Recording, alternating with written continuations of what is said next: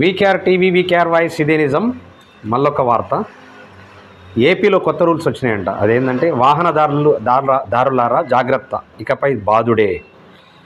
July 1 నుంచి ఏపీలో అమల్లోకి వచ్చిన కొత్త రవాణా చట్టం ప్రకారం భారీగా జరిమానాలు విధిస్తామని ట్రాఫిక్ పోలీసులు తెలిపారు. ఈ మేరకు బోర్డులు పెట్టి ప్రచారం చేస్తున్నారు. లైసెన్సు లేకపోతే రూపాయలు 5,000, డ్రంక్ అండ్ డ్రైవ్కు 10,000, హెల్మెట్ లేకుంటే 1,000 జరిమానాతో పాటు 3 నెలలు లైసెన్సు రద్దు, ట్రిపుల్ రైడింగ్కు 1,200, ఇన్సూరెన్సు, సీటు బెల్ట్ లేకుంటే 2,000, 1,000 ఫైన్ విధిస్తామని వెల్లడించారు. అంటే ఇక ఏపీలో షురైంది బాదుడు కార్యక్రమం. ఇక చంద్రబాబు నాయుడు వచ్చిండు, ఇక బాధాలు. ఎందుకంటే డబ్బులు కావాలి కదా, డబ్బులు అయితేనే ఇలా ప్రభుత్వం నడుస్తుంది. ఉచిత పథకాలు చాలా ఉన్నాయి కదా, కాబట్టి ఏపీ ప్రజలు అది అనుభవించవలసిందే. Thank you. జై తెలంగాణ.